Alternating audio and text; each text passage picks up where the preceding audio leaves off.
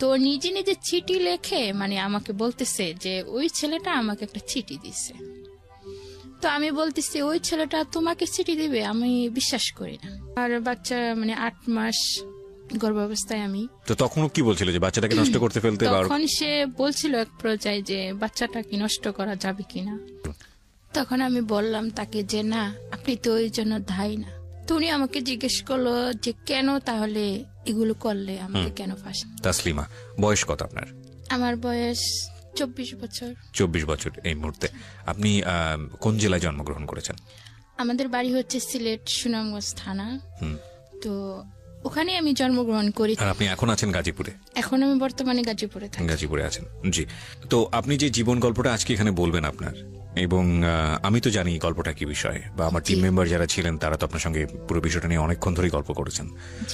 আপনি কি জেনে বুঝে তারপরে এই গল্পটা বলতে আসছেন? কারণ আমি জানি যে গল্পটা প্রচার করার পরে আপনার সামাজিকতায় সমস্যা হতে পারে।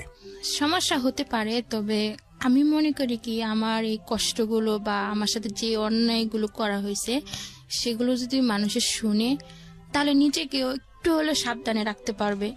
আর যারা এই ধরনের অপরাধগুলো করে থাকে তারা যেন তার থেকে বিরত থাকে। আমি জানি না মানে আমাদের যে সমাজ ব্যবস্থা সেখানে আপনার এই গল্প বলার পরে কি ধরনের প্রভাব আপনার ব্যক্তি জীবনে পড়বে, কিন্তু আমরা আমাদের অনুষ্ঠানের শুরুতে এই বিষয়টা পরিষ্কার করি যে সম্পূর্ণ রিস্ক হচ্ছে আপনার, এবং যারা এখানে আসেন তারা মূলত মানুষের জন্য উপকারী করেন। এবং আজকের এই জীবন গল্পটা হয়তো অনেক বিবেকবান মানুষ মূলতই বিবেকবান, কিন্তু বিবেক কখনো কখনো ঢাকা পড়ে। তো সেই সব মানুষদের বিবেকের দ্বারটা হয়তো উন্মোচিত করবে। আমরা শুরু করতে চাই একেবারে ছোটবেলা থেকে, যেখান থেকে আপনার বলার আছে, আপনার যেখান থেকে মনে পড়ে। আমাদের ফ্যামিলিতে আমার বাবা মা 2 বোন 1 ভাই। তো আমাদের ফ্যামিলিটা মোটামুটি ভালোই সুখেরই ছিল। বাবা কি করতেন? বাবা ইন্ডিয়ার ব্যবসা করতেন, মানে ইন্ডিয়া থেকে কাঠ এনে তারপরে বাংলাদেশে বিক্রি করতেন। আচ্ছা, মোটামুটি ব্যবসা ভালোই ছিল। জি। তো আমি ছোটবেলা থেকে একটু অন্যরকম ছিলাম, যে কখনো আমার মা আমাকে বলতেন না যে তুমি আরবি পড়তে যাও। আচ্ছা, আমি নিজে থেকেই যেতাম। কখনো আমার স্কুলে যাওয়ার কথা আমার মা আমাকে বলেনি, আমি নিজে থেকেই যেতাম। আচ্ছা।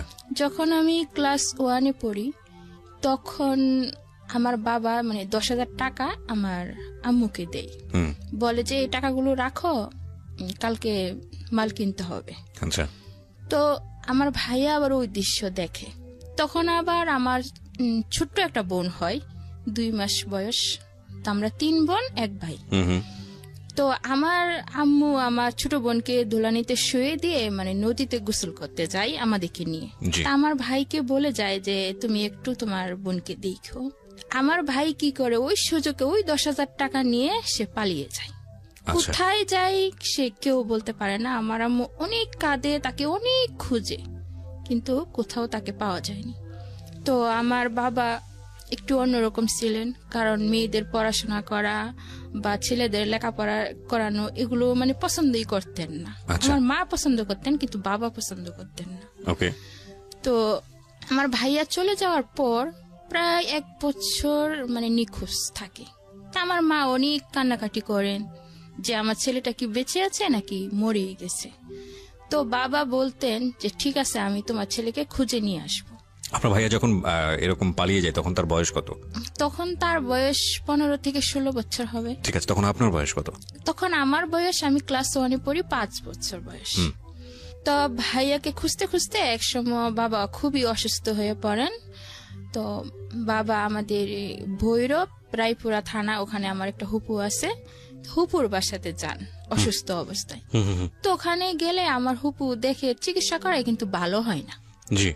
তো আমার হুপু বলতেছে যে ভাই তুমি তো এখানে আসছো, কিন্তু তুমি যদি এখানে মারা যাও তাহলে তোমার স্ত্রী সন্তান তোমাকে দেখতে পারবে না। এক কাজ করো, তুমি বাড়িতে চলে যাও। তা আমার মা এক কাজ করে, আমাকে নিয়ে অনেক দূরে একটা হুজুরের কাছে যায়। আচ্ছা।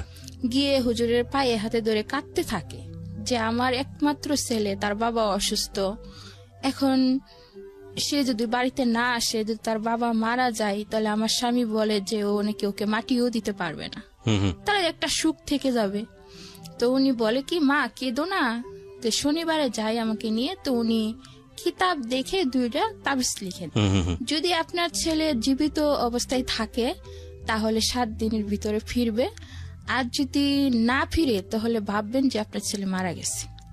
তো আমার আম্মু না তাই করে, শনিবারে তাবিজটা না রাখে, দেখা যাচ্ছে বৃহস্পতিবার রাত্রে 9টার দিকে আমার ভাইয়া বাড়িতে পৌঁছে যায়। জি। তো আমার ভাইয়াকে দেখে আমার আম্মু অনেক কাঁদতে থাকে যে তোর বাবা অসুস্থ, তুই কোথায় হারিয়ে গেছিলি। তখন ভাইয়াও কাঁদতে থাকে, বাবার পায়ে যায় পড়ে, আমি ভুল করছি, আমাকে ক্ষমা করে দাও। তো আমার বাবা বলে কি, না, সন্তানে যতই ভুল করুক মা বাবার কাছে ভুল মনে হয় না, আমি তোমাকে ক্ষমা করে দিছি। তো আমার ভাইয়া আসার পরে 21 দিন পরে কি আমার বাবা মারা গেছে। তো আমার অনেক কষ্ট লাগে যে অল্প বয়সে, এত ছোট্ট বয়সে আমার বাবাকে আমরা হারিয়ে ফেললাম। তো এমনিতে অভাবের সংসার বেশি একটা উন্নত ছিল না।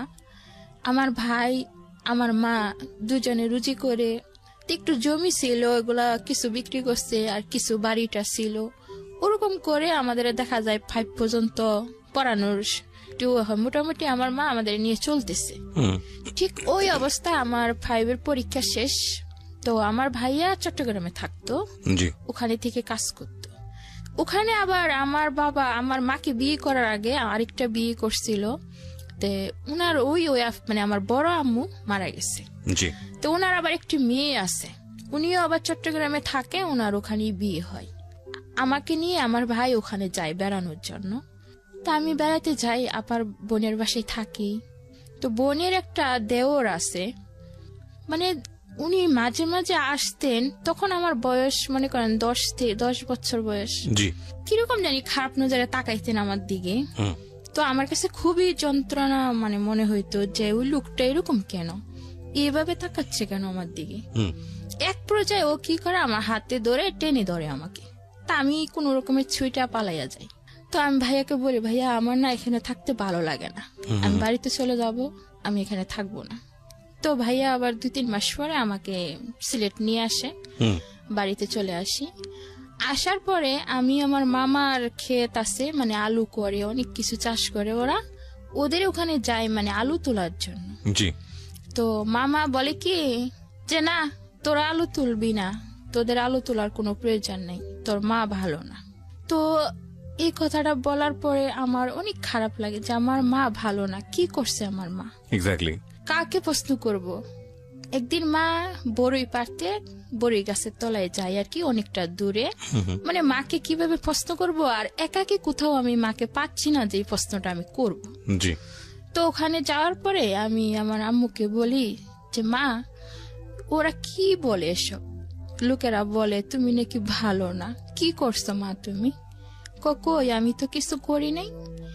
তারপরে আমি মনে করেন সপ্তাহখানিক থাকার পরে আমি বুঝতে পারি এবং কি জানতে পারি যে আমাদের প্রতিবেশী একজন, মানে আমাদের সম্পর্কের দুঃসম্পর্কের মামা হয়, তার সাথে আমার মায়ের বিয়ে হয়ে যায়। তো আমার ভাইয়া আসছে, আমার ভাইয়া বাজারে ঘাটে যায়, সেও শুনে তার কাছে খুবই খারাপ লাগে, সম্মানে বাঁধে। তো আমার ভাইয়া এক পর্যায়ে রাগ করে বাড়ি বিক্রি করতে চায়। তো গ্রামের লোকজন কিছুতে বাড়িটাকে বিক্রি করতে দেয় না। তো বলে কি, তুমি যখন বিয়ে বসে গেছো আমাদের দিকে তাকাইলে না, তাহলে আমার ভাই বোন নিয়ে আমি যেদিকে চোখ যাই আমি ওদিকে চলে যাব। তো উনি কি করেন, আমাদের 3 বোনকে নিয়ে চলে যেতে চাই। কিন্তু আমার ছোট্ট বোনটা ছোট্ট ছিল, 3 বছরের মতন। তো ওকে রেখে দেয় গ্রামের মানুষ, কিন্তু আমাদেরকে রাখিনি।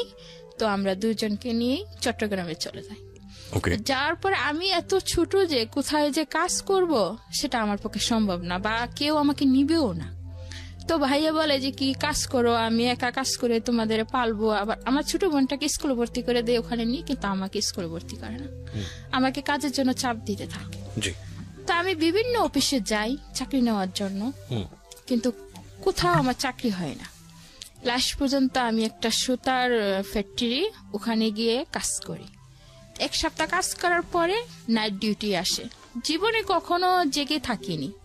তো আমি 2 দিন নাইট করার পরে কি হয় যে জ্বর আসে আমার শরীরে, প্রচুর পরিমাণ জ্বর আসলে কি করে, আমি শুয়ে থাকি ঘরের ভিতরে, আমার ভাই একটা লাঠি নিয়ে আসে, আমাকে অনেক মারে যে তুই শুয়ে আসিস ডিউটি ফালাইয়া, তারপরে তোর চাকরিটা কি থাকবে, এরকম বলে। তখন আপনারা কয়জন মিলে থাকতেন একসঙ্গে? আমার 2 বোন, মানে আমার ছোট বোন, আমি, আমার ভাই, 3 জন মিলে থাকতেন। 3 দিন মিলে, মানে চিটাগঙ্গে বাইজে মুস্তান, ওখানে থাকতাম। আচ্ছা, আর আপনার মা তো তখন বিয়ে হয়ে অন্য কোথাও চলে গেছে? অন্যের ঘরে চলে গেছে। ওকে। তখন আমার ভাইয়ার এই মায়ের আমি কিছুতে সহ্য করতে পারিনি, তো মায়ের খেয়ে আমি ওই আমার এই সৎ বোনের কাছে যাই, যে বলে যে আপা তুমি আমার যে কোনো একটা কাজের ব্যবস্থা করে দাও। বলতে সৎ বোনটাকে মানে আমার বাবার আগের তরফের ও, মেয়ে। আগের তরফে ওনার একটা বিয়ে ছিল। আচ্ছা, বিয়ে ছিল, মানে উনি মারা গেছে, তো উনার একটা মেয়ে থাকে, তো উনি আমাদেরকে বেশি একটা কেয়ার করতেন না, মানে দেখতে পারতেন না, আশ্রয়ও দিতেন না, ভালোবাসতেন না আমাদেরকে। তবুও আমি ওনার কাছে যাই, যাইয়া বলি যে আমাকে একটা চাকরি দাও বা একটা কাজ দাও, আমি ভাইয়া আমাকে মারে, আমি ওখানে থাকবো না। তো উনি কি করেন, ওনার একটা দুঃসম্পর্কের একটা মেয়ের সাথে মানে ফিশারিতে নিয়ে চাকরি দেয় আমাকে। আচ্ছা। ফিশারিতে চাকরি দেওয়ার পরে আমি কাজ করতে থাকি টানা সকাল 8টা থেকে রাত 8টা পর্যন্ত ডিউটি, 1500 টাকা বেতন। জি। তো ওখানে আবার থাকার কোয়ার্টার আছে, আবার ওখানে খাওয়া দাওয়ার মানে ব্যবস্থা ভালো, 600 টাকা মাসে কাটে। তো মেয়েদের সাথে ওখানেই আমি থাকতাম।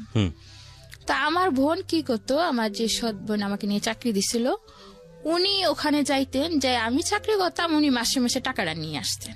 জি। তখন ওখানে আমাদের মেয়েদের সাথে পরিচয় হতে হতে তখন মেয়েরা আমাকে বলতেছে যে তুমি এত কষ্ট করে কাজ করো, এক সেট জামা কাপড় বানাইতে পারো না, কিছু না, তোমার বোন আসে টাকা নিয়ে যায়, এই মাসের থেকে তুমি আর টাকা দিবা না, আমাকে শিখিয়ে দিই। তো ও আসে টাকার জন্য, আসলে আমি বলি কি না, তোমাকে টাকা দিব কেন, কষ্ট করে আমি কাজ করব আর তুমি টাকা নিয়ে যাবে, সেটা হয় না, আমি এবার জামা কাপড় বানাবো। তখন আমি কেরানিকে গিয়ে বলি যে আপনি আমার বোনের হাতে বেতন দেন কেন, আমার বোন কাজ করে না, আমি কাজ করি, তুমি এই কাজ করো, তাহলে টাকা আমার কাছে দিবেন। তো ওরা কি করে, এক পর্যায়ে আমার বোন টাকা না পাওয়ার কারণে ও আমাকে জুতো দিয়ে ওখানেই মেরে আসে। আচ্ছা। তো আমার ভাই 3 মাস 6 মাস পর পর আমাকে দেখতে যেত, কিন্তু দেখতে যেত না, আসলে টাকা আনতে যেত।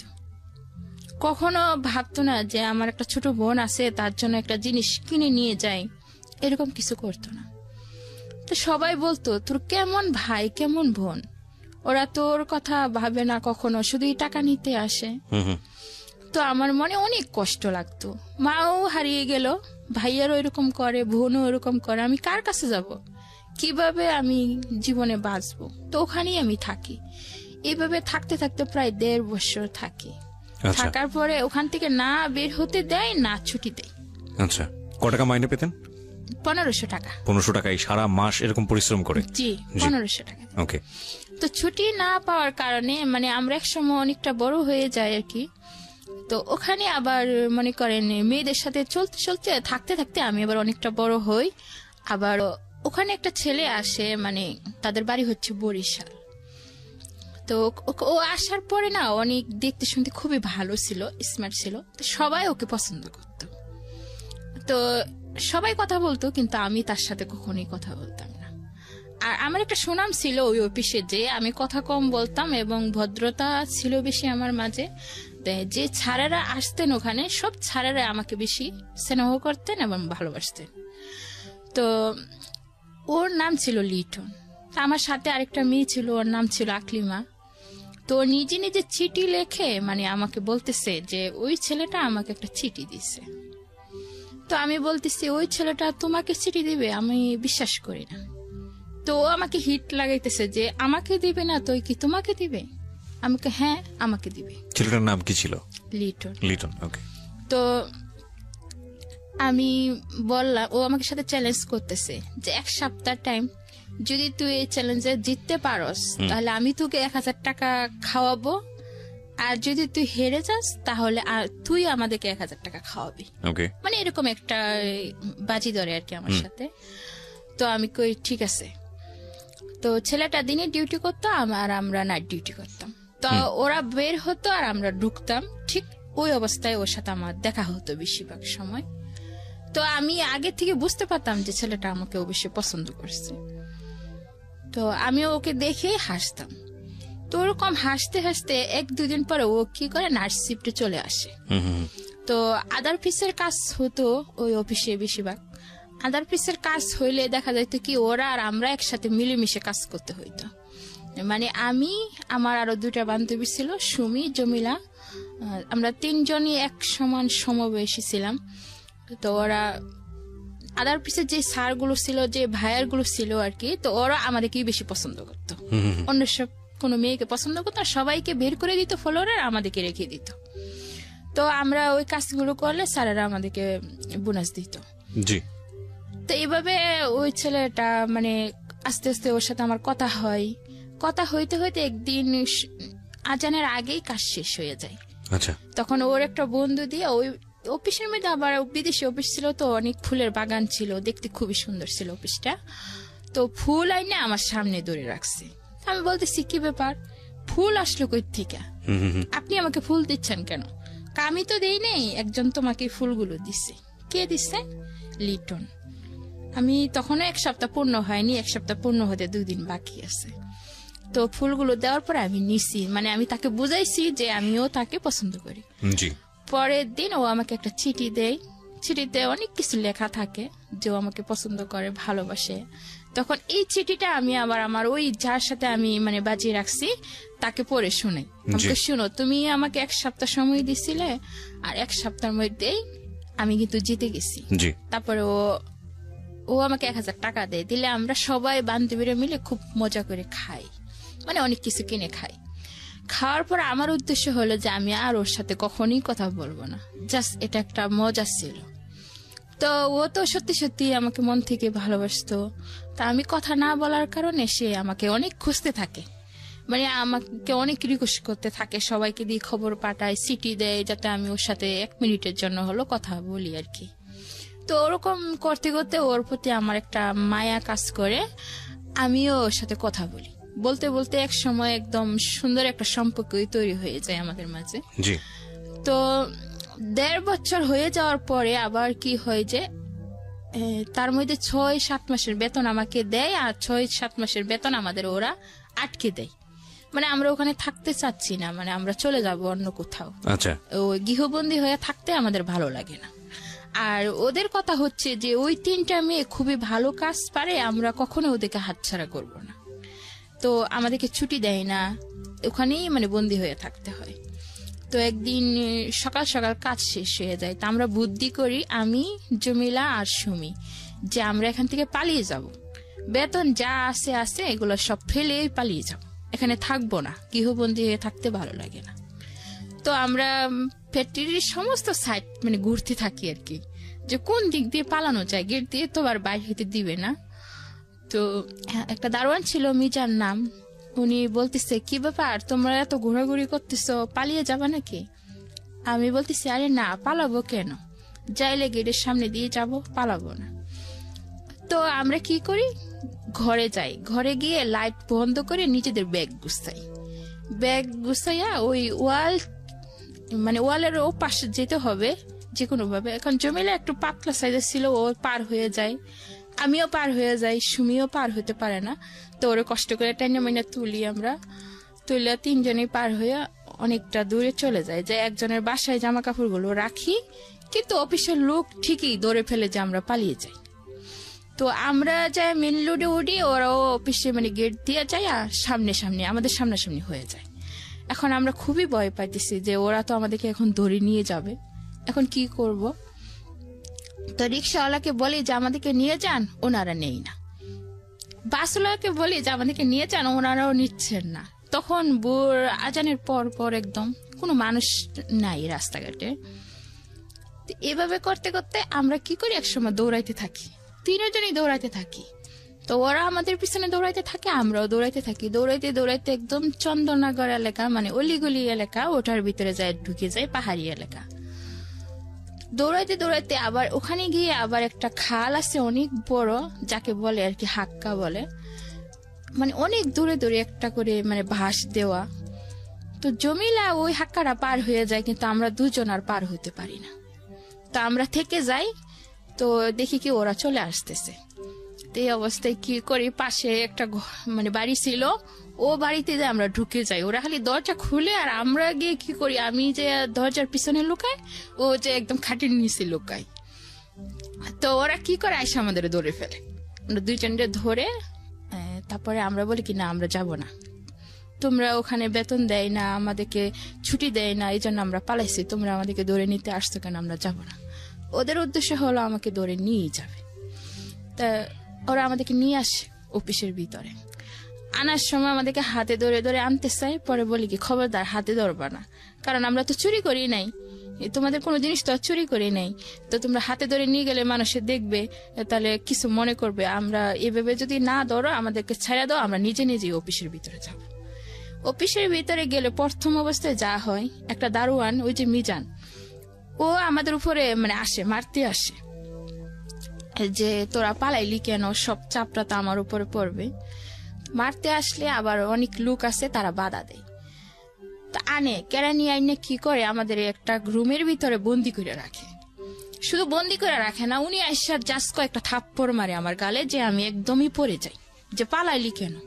আর সুমিকে তো কয়েকটা থাপ্পড় দিলে পড়ে যায়, ও পড়ে গেলে ওর বুকের উপরে পাড়া দিয়ে ধরে। কে করে কাজটা? কেরানি, মানে কন্ট্রাক্টদারও আছে, মানে যে কেরানি আমাদের দেখাশোনা করতো, বেতন দিত, উনি এই কাজটা করে। মানে বাসা থেকে কেন পালালি, মানে ওখান থেকে আমরা কেন মানে পালালাম, কাজের ওই জায়গাটা থেকে কেন পালালি? জি, কাজের ওই জায়গা থেকে কেন পালালাম।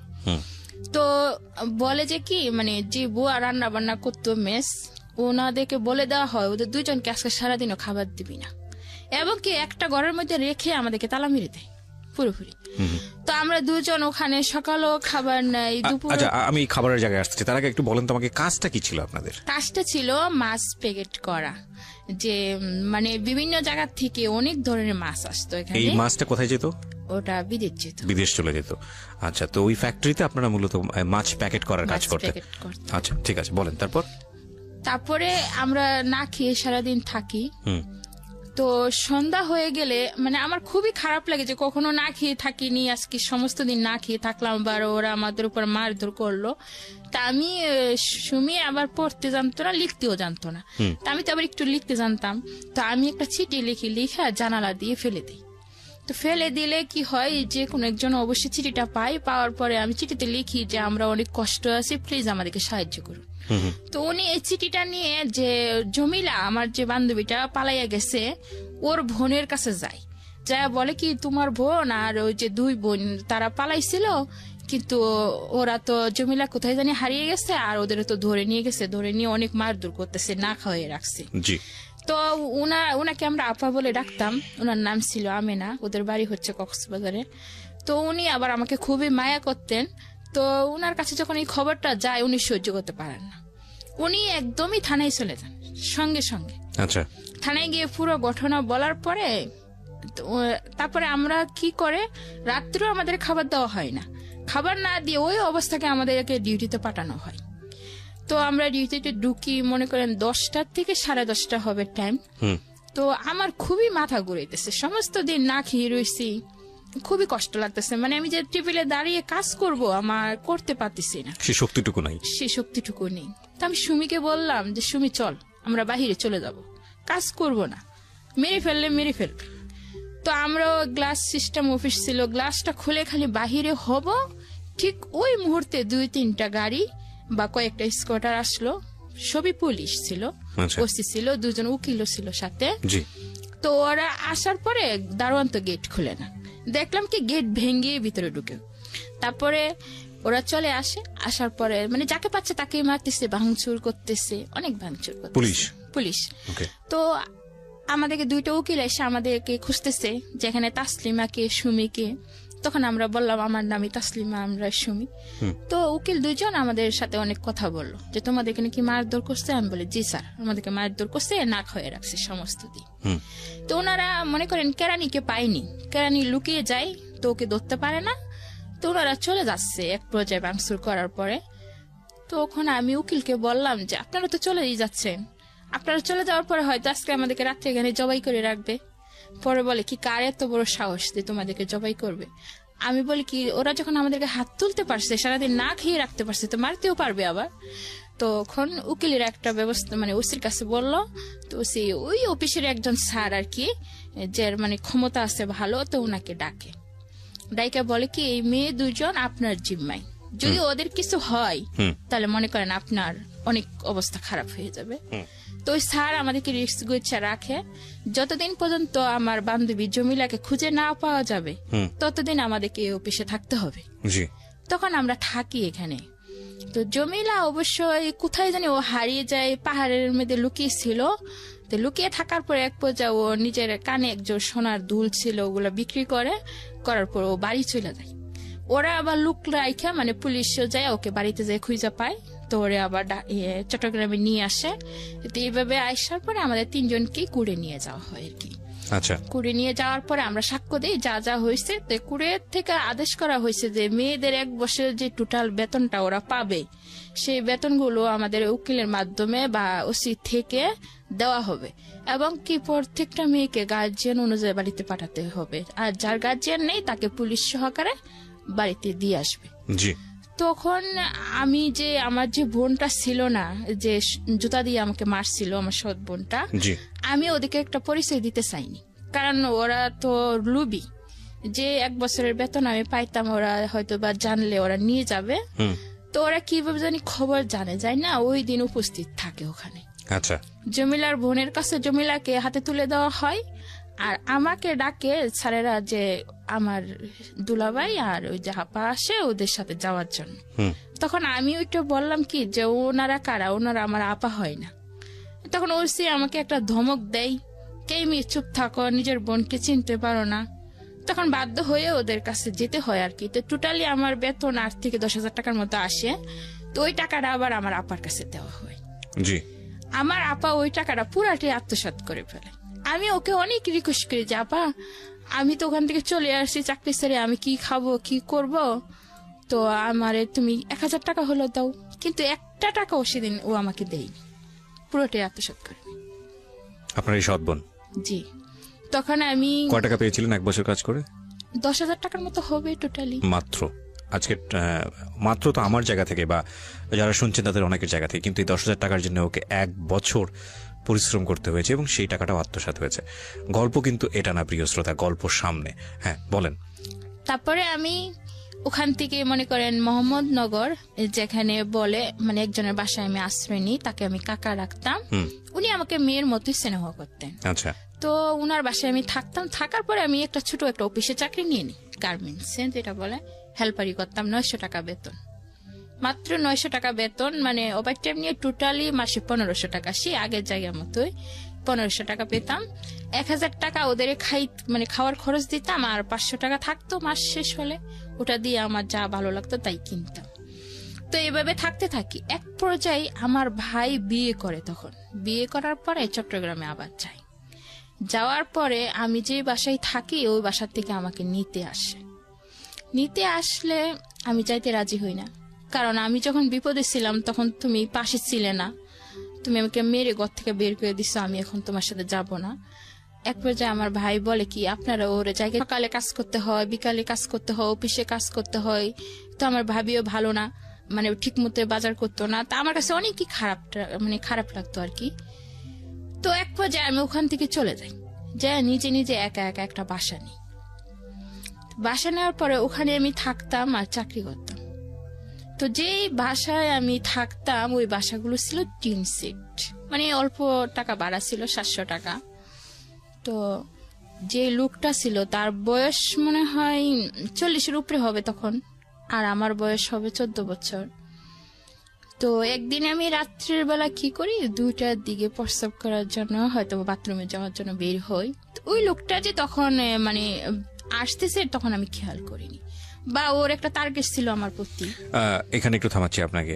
যে লোকটা আপনি যে লোকটা সম্পর্কে বলছেন, এই লোকটা কি হতো বা আশেপাশে কোথায় থাকতো যদি একটু বলতেন? ওনার বাড়ি এটা, আর ওই ওনার লোকটারই বাড়ি, বাড়িতে আমি ভাড়া থাকতাম। ওনার বাড়িতে আপনি ভাড়া থাকতেন, এবং এই ভাড়া থাকা কি ওনার সঙ্গে যোগাযোগ করে আপনি বাড়িতে উঠেছিলেন নাকি কারো মাধ্যমে? ওনার সাথে যোগাযোগ করে না, মানে ওনারা রুম ভাড়া দিচ্ছে, আর আমার কাকা আমাকে ওই রুমটা নিয়ে দেয়। আচ্ছা আচ্ছা, যে ঠিক আছে। কাকা মানে কি সম্পর্কের কাকা? সম্পর্কের না, ওই যে বললাম যে আমাকে আশ্রয় দিছিল, তাদের বাসায় থাকছিলাম, ওই কাকাই আমাকে রুম। ঠিক আছে। তো আপনাকে যখন রুমটা নিতে তখন বাড়িওয়ালার সঙ্গে কথা বলেনি? যে বাড়িওয়ালার সাথেও কথা বলা হয়েছে, এবং ওনার ওয়াইফ আছে, ওনার একটা মেয়ে আছে, ওনার একটা ছেলে আছে, আমি তাদের নামগুলো বলি। লোকটার নাম হচ্ছে আনুমিয়া, আর ওর একটা মেয়ে ছিল, মেয়েটার নাম ছিল বেবি, এবং ছেলেটার নাম ছিল সাব্বির। ওকে। এবং তারা নাসিরাবাদ এলাকা, চট্টগ্রাম শান্তিনগরে তাদের বাড়িটা ছিল আর কি। ওকে, বলেন আপনি। হ্যাঁ, তো আমি যখন ওদের বাড়িতে ভাড়া থাকতাম, এই অবস্থায় যখন ও আমাকে দেখে ফেলে রাতে 2টা বাজে, তখন সে আমার ঘরে ঢুকে যায়। এক পর্যায়ে আপনি কি আলাদা থাকতেন? একা একটা রুমে? একা এক রুমে থাকতাম। তো আমার ঘরে ঢুকে গেলে আমি আবার বলি যে এত রাতে আপনি আমার ঘরে আসলেন কেন, কি দরকারে আসলেন? তো ও কিছু বলে না, কেমনি আসলাম। তো এক পর্যায়ে ও কি করে, আমার মুখ চাইপা ধরে। তা আমি ওর সাথে অনেক জোরাজোরি করলো, কিন্তু আমি শক্তিতে অবশ্য পারি না। সেই রাতেও সে আমাকে রেপ করে। তো বলে কি চিল্লাচিল্লি করে কোনো লাভ নেই, চিল্লাচিল্লি করলে নিজের মান সম্মানই যাবে, তোমাকে লোকে খারাপ বলবে, আমাকে কিছু বলবে না। তো আমি পরের দিন অফিসে চলে যাই, কিন্তু অনেক কাঁদতে থাকি যে এটা কি হলো আমার সাথে, আমি তো কোনো অন্যায় করিনি, তবে ওই লোকটা এত খারাপ কেন? তো আমার একা থাকতে খুবই ভয় লাগতো ওই বাড়িতে, ওই ঘটনার পর থেকে। তো আমার আরেকটা মেয়ে আর কি, তাকে আমি ভাবি ডাকতাম সম্পর্কে। তো ওর কাছে যাই বলি যে ভাবি, ওই বাসায় থাকতে না আমার খুবই খারাপ লাগে, রাত্রে একা একা, ওই লোকটা জানি কেমন, পুরোটা তাকে আর খুলে বলি না। আচ্ছা। তো ও বলে কি ঠিক আছে তুই আমার কাছে থাক। তো আমি বললাম কি তাহলে ভাইয়া কোথায় থাকবে? তো কাজে চলে যাবে, তো তুই আমার কাছেই থাক আজকে রাত্রে। ওর আবার ছোট একটা বাচ্চা হয়, 2-2.5 মাসের। তো আমি ওই বাসায় ওর সাথে ঘুমিয়ে পড়ি। ওর স্বামী বলে যে কি আমি আজকে রাত্রে বাসায় আসবো না। ও আমাকে দেখে যায় যে আমি ওর বাসায় আসি বর্তমানে। ও রাতে প্রায় 1টার দিকে চলে আসে।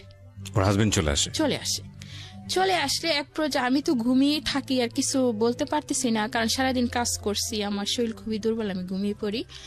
আর ওর হাজবেন্ড আসার পরে কি হয় যে ওর ছোট বাচ্চাটাকে কোলে নিয়ে ওর বউ বসে থাকে, আর ওর হাজবেন্ড চাচ্ছে যে আমার এখানে আসবে, আমার কাছে আসবে। আর ওর বউ চাচ্ছে যে কি ছোট্ট একটা মেয়ে বা এমন একটা ইতিম মেয়ে, তুমি ওর কাছে যেও না বা ওকে নষ্ট করো না। ওদের মধ্যে তকাতকি হচ্ছে, বউ বাধা দিচ্ছে আর ও চাচ্ছে যে আমার এখানে আসবে। বা আপনি তো ঘুমিয়েছিলেন তখন, আপনি তো জানেন। আমি তো তখন ঘুমিয়েছিলাম। রাইট। তো এরকম প্রচার করতে করতে ওই যে বউকে 2-3টা থাপ্পড় মারে ওর বউ যখন কাঁদতে থাকে না, ওই কাদা শব্দে আমার ঘুম হঠাৎ করে ভেঙে যায়। তো এবং কি কাদার শব্দে আর ওই যে লোকটা আছে না, ওর একটা হাতও আবার আমার কাছে চলে আসে। ও পুরোপুরি আমাকে করার জন্য প্রস্তুতি নিচ্ছে আর কি। তো এই অবস্থায় আমার ঘুম ভেঙে যায়। ঘুম ভেঙে গেলে আমি লাইটটা জ্বালিয়ে দিই আর কি, ঘরে যে লাইটটা থাকে জ্বালানোর পরে দেখি এই অবস্থা, ভাবি বসে বসে কাঁদতেছে আর ওই অবস্থা। তো আমি ওদের কিচ্ছু বলি না, তো রাত্রের বেলা না বলে সোজা দরজাটা খুলে বাহিরে চলে যায়। বাহিরে গিয়ে গেটটা খুলে একদম আমার বাসায় চলে যায়। তখন রাতের বাজে 2টা। আপনার বাসার দূরত্ব কতটুকু ছিল ওখান থেকে? দূরত্ব ছিল 5 মিনিট। আচ্ছা, এই রাত 2টার সময় 5 মিনিট হেঁটে আপনি চলে যাই। তখন আমার মাথায় প্রচুর রাগ ছিল যে কি করব না করব কিছু জানি না, কিন্তু আমাকে বাসায় যেতেই হবে। সিনারিটা লক্ষ্য করেন যে একটা মেয়ে যদি ফ্যামিলিতে শেল্টার না পায়, ফ্যামিলিতে যদি তার মাথার উপরে অভিভাবকের মতো কেউ না থাকে, তাহলে একটা মেয়ের জীবন কতটা ভার্নারেবল হয়। এবং এটা আমাদের এই জীবন গল্পে আজকে প্রথম না, আমরা আমাদের এই জীবন গল্পে অনেকবার এটা দেখিয়েছি, ভয়াবহভাবে দেখিয়েছি। আজকে হয়তোবা সেটা আরো এক্সট্রিম লেভেলে যাবে। এবং শুধু একটা কথাই বলতে চাই, খুব মনোযোগ দিয়ে শুনুন, সিচুয়েশন না, একটা মানুষের জীবনকে চিন্তা করুন। যখন তাসলিমা এই গল্পটা বলছে, তাসলিমাকে নিজের মধ্যে ধারণ করার চেষ্টা করুন যে তাসলিমার জায়গায় যদি আপনি হতেন তাহলে আপনার জীবনটা কেমন হতো। ও কিন্তু মানুষ, এবং যারা শুনছেন তারাও মনুষ্যত্বের পরিচয় দেবেন আশা করছি। ওকে, যেখানটায় ছিলাম, আমি চলে যাই। যাওয়ার পর ওখানে গিয়ে অনেক কাঁদতে থাকি, সমস্ত রাত আমি কাঁদতে থাকি। কাঁদতে কাঁদতে এক পর্যায়ে আমি ঘুমিয়ে পড়ি। তো ঘুমের মধ্যে আমার মনে হয় আমার বাবাকে আমি স্বপ্নে দেখি। আমার বাবা আমাকে বলতেছে যে মা, তুমি এখান থেকে পালিয়ে যাও, এখান থেকে তুমি চলে যাও, নাহলে তোমার জীবন আরো শেষ হয়ে যাবে। তো আমি কি করি, বেতনের অপেক্ষা করি। বেতনটা হওয়ার পরেই আমি আমার মায়ের কাছে চলে যাই। আমার মা তখন সুনামগঞ্জে থাকেন না, তখন সিলেট কোম্পানিগঞ্জ থাকেন। তো ওখানে চলে যাই। যাওয়ার পরে দেখি আমার মা ওই সংসার, আমাদেরকে হারিয়ে আমার মা তার নিজের ভুল বুঝতে পারছে। বুঝার পরে সে ওই সংসার থেকে চলে আসছে, এবং ওই সংসারে গিয়ে আমার মার একটা মেয়ে হয়েছে। তখন ছিলাম আমরা 3 বোন, এখন হলাম 4 বোন। তো ওখানে যাওয়ার পরেও আমার ভাইয়া বিয়ে করে ফেলছে, তার সংসার নিয়ে ব্যস্ত। আমার মা একা একা থাকে, আমার 2 বোনকে পালে, আবার 3 বোনকে পালে। এখন আমিও যদি ওখানে বসে থাকি তাহলে আমার মার এমনি অবস্থা খুবই খারাপ। আর আমাদের দেশে যে জমিটা ছিল, আমার ভাই ওটা বন্ধক দেয়, বন্ধক দিলে আরেকজন ডুপ্লিকেট করে ওটা লিখে নেয়। তো ওই বাড়িটাও শেষ, এখন মানুষের বাড়িতে ভাড়া থাকতে হয়, খুবই অভাব সংসারে। তখন আমি 1 মাস থাকি ওখানে। থাকার পরে যেটা হয় আর কি, মেয়েদের যে মানে মাসে মাসে পিরিয়ড হয় আর কি, এটা হয়ই না। আমি না হওয়ার কারণে আমি কাউকে জিজ্ঞেস করি, একজনকে জিজ্ঞেস করি, তখন সে পাত্তা দেয় না, বলে কি তুই তো আবি একটা মেয়ে, তোর কি হবে, মানে উনি আরো হাসে। তো ওই জিনিসটা আমি কারোর কাছে কিছু বলতেও পারতেছি না, বা জিনিসটা নিয়ে কোনো আলোচনা যে করব সেটাও পারতেছি না। মানে আপনার মধ্যে কি কোনো ভয় বা সংশয় ছিল, বা আপনি কি বিষয়গুলো জানতেন যে আমি এটা না হওয়ার মানেটা কি? অবশ্যই জানতাম না যে এভাবে। সেটাই আমার প্রশ্ন ছিল যে আপনি জানতেন না বিষয়টা। জানতাম না। ওকে, তারপর? তো আমি ওখান থেকে আবার চট্টগ্রামে চলে যাই। যাওয়ার পরে ওখানে থাকি না, তখন আমি কাকার সাথে যোগাযোগ করি যে কাকা আমি শান্তিনগর আর থাকবো না। তখন কাকা এক জায়গায় চাকরি করতেন, তো ওখানে আমাকে একটা বাসা নিয়ে দেন। উনি কোনো খারাপ ছিলেন না, আমাকে নিজের মেয়ের মতোই দেখতেন। দেখার পর আমি ওখানে বাসা নেওয়ার পরে চাকরি হয় না, তো উনি বলেন কি যে ওনারা মেস হিসাবে থাকতেন, তো বলে তাসলিমা তুমি আমাদের মেসে রান্না করো, তুমি খাবে, তোমাদেরকে বেতনও দেব। তো এক বসে থেকে তো আর লাভ নেই। তো আমি ওই মেসে রান্না করতাম, সমস্ত দিন রান্না করতাম, 2 বেলা রান্না করতাম আর কি। তো সন্ধ্যার আগেই আবার বাসায় চলে যেতাম। তো কাকা আমাকে অনেক সময় একটু রেট হলে নিয়ে দিয়ে আসতেন বাসায়, খুবই ভালোবাসতেন। এরপরে যাই আরেকজন একটা লোক, মানে কাকার সাথে কাকার একটা ফ্রেন্ড হবে, ওর বাড়ি হচ্ছে রংপুর, নাম হচ্ছে হালিম। তো উনি আবার আমার কাকাকে বলে যে উনি কি আপনার আপন বাইস্তি? বলে কি না। তাহলে আপনি যখন ওকে এত কেয়ার করেন, এত ভালোবাসেন, তাহলে ওকে বিয়ে করে ফেলেন। তা আমার কাকার মাথায় কিন্তু এগুলো ছিল না কখনোই। তো কাকা বলে না, ওকে আমি নিজের মেয়ের মতো দেখি, কিভাবে আমি ওকে বিয়ে করব। তো বলে কি রক্তের তো কোনো সম্পর্ক নেই, তাহলে আপনি ওকে বিয়ে করতে পারেন। ওই লোকটার কথা শুনে কাকা আমাকে প্রস্তাব দেয় যে উনি আমাকে বিয়ে করবে। এদিকে আমার এই সমস্যাটা চলতেছে, তখন 2 থেকে 3 মাস হয়ে গেছে। তখন আমি মানে আমার মাথা ঘুরাই বা বমি হয়, এগুলো আর লক্ষ্য করলেও আমি বুঝতে পারি না যে আমি আসলে মা হতে যাচ্ছি। তখন এভাবে 4 মাসের মতন হয়ে যায়, এভাবে 5 মাসের মতোই হয়ে যায়। তখন কাকারে অনেক বুঝাই আমি, কাকা আপনি মানুষের কথা শুনে আমাকে বিয়ে করার চেষ্টা করতেছেন, এগুলা ঠিক না। ওই দিকে আবার হালিম যে লোকটার কথা বললাম, ও আবার আমার দিকে সবসময় নজর দিত, আর ও আমাকে মানে সম্পর্ক করার চেষ্টা করতো আর কি। তো 5 মাসের পরে যেটা হয়, নাভির গোড়াতে একটু একটু লড়তো আর কি, বাচ্চা তো লড়ে। তো আমি অনেকটা ভয় পেয়ে যাই, কারণ এরকম লড়ে কেন, কি লড়ে। তখন আমি এই জিনিসটা কাকার কাছে অবশ্যই শেয়ার করতে পারি না, শেয়ার করি হচ্ছে হালিমের কাছে। তো উনি কি করে, আমাকে নিয়ে একটা ডাক্তারের কাছে যায়, যাই পরীক্ষা করে দেখে 5.5 মাস আমি প্রেগনেন্ট। তখন উনি কাকাকে ফোন দিয়ে বলে তাসলিমা তো এই সমস্যা। কাকা আমাকে জিজ্ঞেস করে যে বাচ্চা এটা কিভাবে হলো বা কার। তখন আমি কিছুই বলতে পারতেছি না, কার কথা বলবো, কি বলবো, মানে ওই কথাগুলো আমি বলতে পারতেছি না যে ওই লোকটা আমার সাথে এগুলো করছে, মানে সবসময় চুপ করে থাকতাম। থাকার পরে কাকা, চট্টগ্রামের ঘটনা এটা, যেখানে আপনি রেপ হয়েছিলেন, আর আপনি আপনার কাকার সাথে যে ঘটনাটা ঘটছে এটা কোথায়, কোন জেলায়? এটা হচ্ছে চট্টগ্রামের কালুরঘাটে। তো আপনার কাকা কি বললে ওই লোকটাকে চিনতো? অবশ্যই চিনতো, কারণ তিনি তো ম্যানেজ করে দিয়েছেন, উনি তো রুম ভাড়া নিয়ে দিয়েছিলেন, উনি চিনতো। আপনি কাকাকে বললেন না কেন? কাকাকে বলিনি, কারণ ওনার সাথে আমার বয়সের অনেকটা ডিফারেন্স ছিল। তা আমার মনে হতো কি, যদি আমি ঘটনাটা বলি তাহলে কাকারা আমাকে দেখতে পারবে না, আমাকে খারাপ মনে করবে, আর হচ্ছে ওনার সাথে হয়তো আমাকে বিয়ে দিয়ে দিবে, বা এগুলো নিয়ে আলোচনা হলে সামাজিক ভাবে আমি অনেক লাঞ্ছিত হব, মানে ওরকম কিছু ভাবতাম। কিন্তু আমি যে কত বড় লাঞ্ছিত হতে যাচ্ছি সেগুলো আপনার মাথায় ছিল না? আমার মাথায় ছিল। কত সালের ঘটনা এটা? এটা হচ্ছে 2007 সাল। আমি কাকার যখন না বলি, তখন কাকা সন্দেহ করে যে ওই হালিমের সাথে হয়তো আমার কোনো সম্পর্ক আছে। তো হালিমকে বলে যে তুমি ওকে বিয়ে করবা। তো এক পর্যায়ে ওকে বাধ্য করায় যে আমার সাথে মানে আমাকে বিয়ে করার জন্য। তো আসলে তো ও জড়িত না এগুলোর মাঝে। তো একটা কাজীও না, মানে একটা হুজুর রেখে আইনা ওর সাথে আমার বিয়ে দিয়ে দেয়।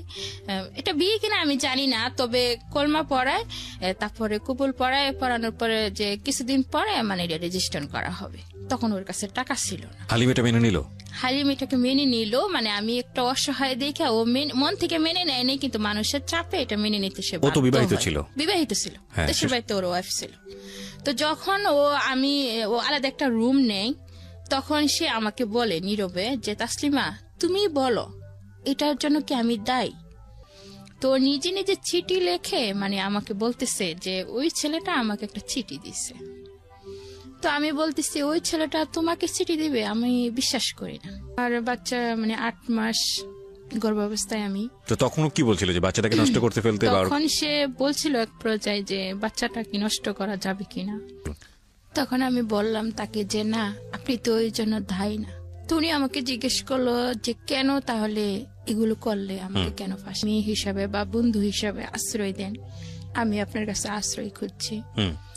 পরে সে শিক্ষিত ছিল, মানে বিয়ে পাশ ছিল, তার মনে এক পর্যায়ে সে আমাকে আশ্রয় দেয়। তার সাথে আমার কোনো স্বামী স্ত্রীর সম্পর্ক ছিল না, ওই দিক থেকে ও খুবই ভালো ছিল। যখন তখন মেডিকেলও নিয়ে গেছিল, তো মেডিকেল বলতেছে যে 8 মাস হয়ে গেছে প্রায়, বাচ্চাটা নষ্ট করা যাবে না। তখন ও আমাকে বলে যে তাসলিমা দেখো, আমি একটা ছেলে মানুষ, যদি তুমি এখানে থাকো তাহলে আমি তোমার জন্য কি বা করতে পারবো, আর এই অবস্থায় তুমি কি চাও আমার কাছে? আমি অনেক বিবেচনা করে দেখলাম যে একজন অপরাধ করবে আর একজন তার দায়ী নেবে, তা তো কখনো হতে পারে না। তখন আমি ওকে বললাম যে আপনি আমাকে এক কাজ করেন, ট্রেনের টিকিট কেটে আমাকে গাড়িতে তুলে দেন, আমি বাড়ি চলে যাব। পরে ও আমাকে টিকিট কেটে দেয়, গাড়িতে উঠিয়ে দেয়, তখন আমি বাড়ি চলে যাই। বাড়িতে যাওয়ার পরে আমার মা আমাকে কিছুই বলে না, কারণ তখন আমি বিপদে ছিলাম। তো আমাকে জিজ্ঞেস করে যে কিভাবে কি হয়েছে। তখন আমার মিথ্যে বলতে হয় এক পর্যায়ে আর কি, যে আমার বিয়ে হয়েছে বা আমার স্বামী আমাকে গাড়িতে উঠে দিয়ে গেছে, তাই আমি আসছি, না হয়তো দেশের বাড়িতে মান সম্মান থাকবে না। তো এভাবে 8 মাস 9 মাস পার হয়ে যায়। পার হলে আমার ছেলে বাচ্চা জন্ম নেই। মানে আপনি ভেবে চিন্তেই বাচ্চাটার জন্ম হলো আপনার? জি, বাচ্চাটার জন্ম নেই। বাচ্চাটা জন্ম নেওয়ার পরে যা হয়, আমার মা, আমার ভাই বোন, ওরা অবশ্যই কেউ আমাকে দেখতে পারে না। তো আমার খুবই রাগ হয় যে আমার বিয়ে হলো না, সংসার হলো না, তো বাচ্চা হলো কই থেকে? তখন আপনি বুঝতেছেন না বিষয়টা? হ্যাঁ, তখন বুঝতেছি যে বাচ্চারা এইভাবে এই কারণে হয়েছে। তো বাচ্চা যে হইলো, এই বাচ্চা নিয়ে আমি কি করব? এই বাচ্চা আমি কার পরিচয়ে পৃথিবীতে মানুষ করব, বা এই বাচ্চাকে কে লালন পালন করব? তখন আমার এগুলো মানে মাথার ভিতরে কাজ করতেছে যে তখন আমি কেন বললাম না এগুলো, বললে হয়তো সংশোধন হতো। আজকে চুপ থেকে আমার লাইফটাকে আমি নিজেই শেষ করে দিলাম, এখন আমি কি করব? তখন এক পর্যায়ে যখন আমার মা আমাকে খুবই অত্যাচার করতেন, তো ওদের আমি কিছু বলতে পারতাম না। তো এক পর্যায়ে আমার রাগ হইতো ওই বাচ্চার উপরে যায় এসে, যে বাচ্চাটার জন্য আজকে আমি কোনো কাজ করতে পারি না, ঘরের বাহিরে যেতে পারি না। কিন্তু ততদিনে কি আপনার ফ্যামিলি জেনেছে যে আপনার বাচ্চাটা কিভাবে হয়েছে? আসল ঘটনা কি জেনেছে? এখনো জানে না, আমার ফ্যামিলি সত্যিটা এখনো জানে না। তাদের কাছে আমি সবসময় মিথ্যে বলছি। So this is how much important. See, এই প্ল্যাটফর্মটা এত বেশি মানুষের আপন হয়ে গেছে, জীবনের ভয়াবহতম কঠিনতম সত্য কথা, যেটা হয়তো পৃথিবীতে কেউ জানে না একমাত্র সৃষ্টিকর্তা ছাড়া, সেটা তারা এসে নির্ভয়ে এই প্ল্যাটফর্মে বলেন। That's really honour for us. আমরা এটাকে সম্মান মনে করি, এবং আজকে এই গল্পটা হয়তো অনেক পাষণ্ড মানুষের অন্তরকে অনেকখানি নরম করে দেবে। আপনি যেটা বলছিলেন যে, তো কিন্তু আমার তো সন্দেহ হওয়ার কথা যে এতদিন ধরেও বাবা খোঁজ নিচ্ছে না, বাড়িতে আসতেছে না, স্বভাবতই তো সবার জিজ্ঞেস করা উচিত। যে জিজ্ঞেস করে, তখন আমি বলতাম যে ওর বাবা চাকরি করে, সেজন্য আসতে পারে না। তো 6 মাসের সময় আমি বাচ্চাটাকে নিয়ে মানে ওই কাকার কাছেই যাই। যাওয়ার পরে কাকাকে ডাকি, ডাকার পরে কাকা আসে বের হয়ে, কিন্তু আমাকে তেমন একটা গুরুত্ব দেয় না। তো আমি আর ওনার সাথে কথা না বলে ওখান থেকে চলে আসি ওনার অফিস থেকে। আসার পরে ট্রেনে উঠি। ট্রেনে ওঠার পরে আমার এক পর্যায়ে মনে হয় যে আজকে যদি বাচ্চারা না থাকতো, আমি যে কোনো একটা চাকরি নিতে পারতাম, চাকরি করেও আমি নিজের জীবনটা বাঁচাতে পারতাম, ভালো থাকতে পারতাম। কিন্তু এই বাচ্চারা যেন তো আমি চাকরিও করতে পারতেছি না। তো আমাদের যে সিলেটের ট্রেনগুলো হয়, এগুলো কিন্তু বেশিরভাগ একটা যাত্রী হয় না তেমন, বেশিরভাগই খালি থাকে, ভৈরবের পরে অনেকটি খালি হয়ে যায়। তো ওই ট্রেনে বেশি একটা মানুষ ছিল না, থাকলেও পিছনের সিটে ছিল, সামনের সিটে কোনো মানুষ ছিল না। তো আমার হঠাৎ মাথার মধ্যে এমন একটা বুদ্ধি কাজ করে যে আমি বাচ্চাটাকে আজকে ট্রেন থেকে ফেলে দেব। ট্রেন থেকে ফেলে দেবেন? যদি আমি ট্রেন থেকে ফেলে দেই তাহলে আমি ফ্রি হয়ে যাব, তাহলে আমি যেখানে খুশি সেখানে যেতে পারবো, আমার মার খেতে হবে না, মানুষের কথা শুনতে হবে না, আমি চাকরি করতে পারবো, আমি বাঁচতে পারবো। আচ্ছা, তখন বাচ্চাটার বয়স কত? তখন বাচ্চাটার বয়স 6 মাস। তো আমি এখানে পজ দিব একটু। অনেক আগে সম্ভবত এটা এনটিভিতে একটা রিপোর্ট দেখেছিলাম, বদরুদ্দোজা বাবু ভাইয়ের একটা রিপোর্ট, সম্ভবত আমি যদি ভুল না করে থাকি। Is a very renowned television reporter এবং বর্তমানে মাছরাঙা টেলিভিশনে কাজ করেন উনি, ক্রাইম রিপোর্ট নিয়ে কাজ করেন। একটা বাচ্চা কুড়িয়ে পাওয়া গেছে হচ্ছে কোন একটা মানে দুটো বিল্ডিং এর মাঝখানে গলিতে কুড়িয়ে পাওয়া গেছে এবং ওটা নিয়ে একটা রিপোর্ট এখনো মাঝে মাঝে ফেসবুকে দেখা যায়। এবং ওই বাচ্চাটা কুড়িয়ে পাওয়ার পরে বাচ্চাটাকে ট্রিটমেন্ট করা হচ্ছে, সেভ করার চেষ্টা করা হচ্ছে, বিভিন্ন ইনভেস্টিগেটেড করা হচ্ছে। এই রিপোর্টটা দেখার পরে মানে আমি আজকের এই জীবন গল্প করতে গিয়ে আমার এই অনুভূতিটা হয়, কিন্তু আমি জানি আমার প্রথম যে অনুভূতিটা হয়েছে এটাই ম্যাক্সিমাম মানুষের অনুভূতি। এই রিপোর্টটা মানে এই বাচ্চার মানে এই রিপোর্টটা দেখতে গিয়ে ফার্স্ট আমার যে অনুভূতিটা হয়েছে সেটা হলো যে কোন পাষণ্ড মা পারলো এই বাচ্চাটাকে ফেলে দিতে, এটা হচ্ছে ফার্স্ট অনুভূতি। সেকেন্ড অনুভূতি, নিশ্চয়ই এই বাচ্চাটার মান সম্মানে সামাজিকতায় আঘাত লাগবে যে কারণে বাচ্চাটার পরিণতি এরকম হয়েছে। এবং সেক্ষেত্রেও ওই মাটার দিকেই প্রশ্ন এসেছে। একবারের জন্যও কিন্তু মানে আমাদের প্রথম ইমোশন যেটা হয়, একবারের জন্য কিন্তু আমরা ওই ছেলেটার কথা চিন্তা করিনি যে এই ছেলেটার দ্বারা এই কাজটা হয়েছে, কিংবা যে পরিস্থিতিতে পড়ে মেয়েটাকে বাধ্য করা হয়েছে এই কাজটা করার জন্য, বা মেয়েটা আদৌ বাধ্য হয়েছে কিনা। বাচ্চাটার কষ্টে আমরা সবাই কষ্ট পাচ্ছি এবং আমি জানি এরকম বাচ্চা সমাজে নেওয়ার জন্য অনেকেই প্রস্তুত থাকেন, অনেকের ঘরেই বাচ্চা কাচ্চা হয় না, অনেকেই চান একটা বাচ্চা। কিন্তু আমি বরং গল্পটাকে একটু অন্যভাবে আপনাদেরকে ভাবাতে চাই। দেখুন, কতটা শক্তিশালী ভয়াবহ একটা ব্যাকগ্রাউন্ড থাকলে, কতটা শক্তিশালী কারণ থাকলে, মা তো মাই, সে যেই হোক না, যে অবস্থায় হোক না কেন, একটা মা তার সন্তানকে ফেলে দিতে পারেন। কতটা শক্তিশালী কারণ থাকলে। অন্তত আজকের এই গল্প যে জায়গাটায় দাঁড়িয়ে আছে, প্রায় 1 ঘন্টা 10 মিনিট আমরা পার করে ফেললাম আমাদের এই জীবন গল্পে, সেখানে এসে অন্তত আপনাদের এই উপলব্ধিটা হওয়া উচিত যে যখন তাসলিমা ট্রেন থেকে বাচ্চাটাকে ফেলে দিতে যাচ্ছে, রাইট, সো সেই মুহূর্তে আপনি যদি শুধু ওই সিনারিটুকুই দেখেন যে ট্রেনের মধ্যে আপনি বসে আছেন এবং একটা মহিলা দৌড় দিয়ে গেল কিংবা একটা কিশোরী মেয়ে দৌড় দিয়ে গেল, তার কোলের বাচ্চাটাকে ঠাস করে সে ফেলে দিল, আপনার অনুভূতিটা কি হবে? আপনার অনুভূতিটা হবে এই মেয়েটাকে মেরে ফেলি, বা এই মেয়েটা কি করলো, এই মেয়েটা তো পাগল, কিংবা এই মেয়েটার একটা চরম শাস্তি হওয়া উচিত। আপনার যা ইচ্ছা আপনি সেটা করার চেষ্টা করবেন, কিন্তু আপনি যদি এই লম্বা ব্যাকগ্রাউন্ডটা জানেন, আপনি কি পারবেন ওর দিকে আঙ্গুলটা তুলতে?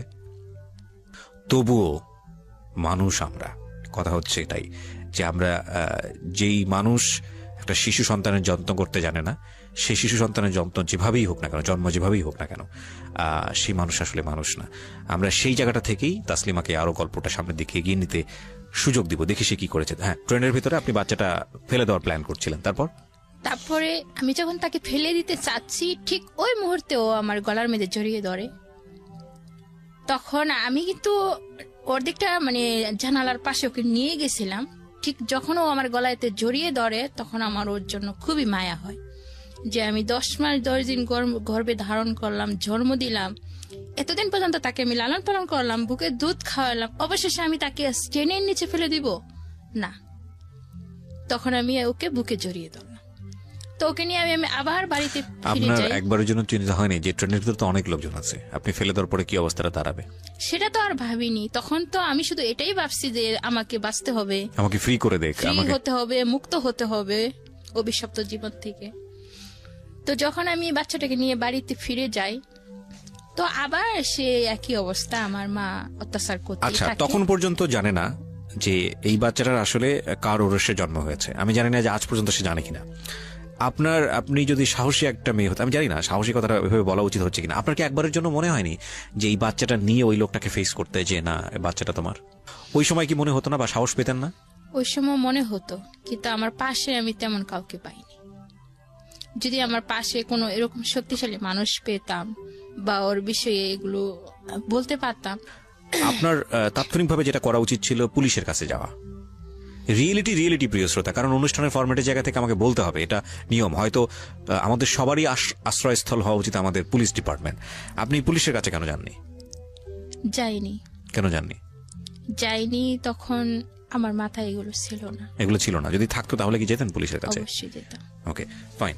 সবারই আমি বলবো একটা কথা, যে আপনি বিচার পান কি না পান, ন্যায় বিচার পান, পুলিশের অনেক অনেক সদস্য আছে যারা সত্যি সত্যি অনেক মহৎ। আমরা একটা পারসেপশন আমরা একটা গ্রো করি, এবং সেটা অনেকের আচরণের জন্যই হয়, একটা নেগেটিভ পারসেপশন পুলিশ সম্পর্কে। কিন্তু আপনাদের প্রথম যেখানে নক করা উচিত সেটা হচ্ছে থানা পুলিশ, এরকম ঘটনা ঘটলে। ওকে, বলুন তারপরে আগের মতোই আমার আম্মু আমার সাথে ব্যবহার করতে থাকে। তখন প্রায় 9 মাস হয়, তখন আমার ছেলে প্রায় হাঁটতে শিখছে। তো একদিন আমার আম্মু আমাকে অনেক মারে, মেরে ঘর থেকে বের করে দেয়। তো আমার মনে হয় যে জীবনটা আমার খুবই অভিশপ্ত। তো যে বাচ্চার জন্য আজকে আমি অভিশপ্ত হয়েছি, তো বাচ্চার কি দোষ? বাচ্চার তো কোনো দোষ নেই, তাকে একা মারবো কেন? আমি নিজেও মরবো আজকে। তো মানে প্ল্যান ছিল যে বাচ্চাকে মারবেন, আপনিও মরে যাবেন। নিজেও মরবো। তো আমি বিশ্ব রুট আমাদের পাশে আছে, তো ওখানে আমি চলে যাই।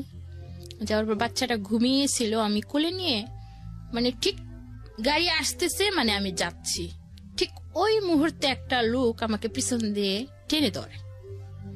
টেনে ধরার পর তখন রাত্রে 11টা বাজে, বলতেছে যে তুমি এটা কি করতেছো, এখন তো মরে যেতা। আমি বলতেছি আমি তো মরতেই চাই, যে জীবনে আমার কোনো মূল্য নেই, দাম নেই, সেখানে বেঁচে থেকে কি লাভ। তো উনি আমি খুব কাঁদতেছিলাম আর বলতেছিলাম কথাগুলো। তো উনি আমাকে বলতেছে কি হয়েছে, কি সমস্যা। তো উনি আমাকে বাসায় নিয়ে যায়। নিয়ে যাওয়ার পরে আমার আম্মুকে ডেকে তোলার পর বলতেছে আপনার মেয়ে কোথায় আছে, কি আছে, খবর না রেখে আপনি ঘুমাচ্ছেন? আপনার মেয়ে তো আজকে আত্মহত্যা করতে গেছিল। আচ্ছা। তখন আমার মার মনে হয় একটু দয়া হয় যে বাচ্চাটাকে নিয়ে সে আত্মহত্যা করতে গিয়েছিল। তখন থেকে এই পর্যন্ত মানে আমার মা কি করে, ওই বাচ্চাটার প্রতি একটু দরদ হয় আর কি। আচ্ছা। যেমন আমাকে মায়া না করলো, আমার সন্তানকে মায়া করে। তো আমি আবার একটা কাজ পাই, তো কাজ করতে থাকি, আমার বাচ্চাকে লালন পালন করতে থাকি। এভাবে 2 বছর 2.5 বছর হয়ে যায়। তো আমি তো ফাঁক পাইলেই কোনো অল্প একটু সমস্যা হলেই ওকে মারতাম, কোনো একটু কিছু হলেই ওকে মারতাম। মানে এটা আপনি বুঝতে পারতেন যে কাজটা করা ঠিক হচ্ছে না, কিন্তু আপনি নিজেকে কন্ট্রোল করতে পারতেন না। মানে যখন আমার রাগ হতো কারোর উপর, তো এই রাগ আর দেখাতে পারতাম না। সব রাগ আমি আমার বাচ্চার উপর দেখাতাম, কারণ ওর জন্যই আমার কপালে এত কিছু, ওর জন্যই আমার সবকিছু। তো ওকে সবসময় আমি টর্চার করতাম। এক পর্যায়ে কি হয়, আমার সন্তান কথা বলতে শিখে প্রায় 1.5 বছরই মা বলে ডাকে।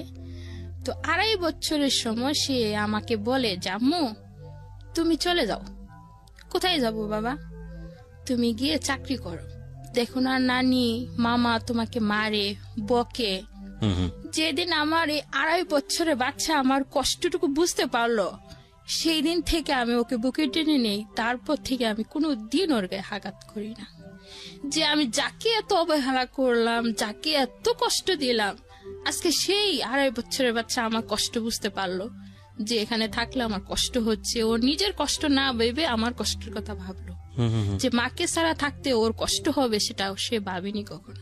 তো আমি চলে যাই, মাসে মাসে 2000 করে টাকা দিতাম আম্মু। গিয়ে আপনি কোথায় কাজ করলেন?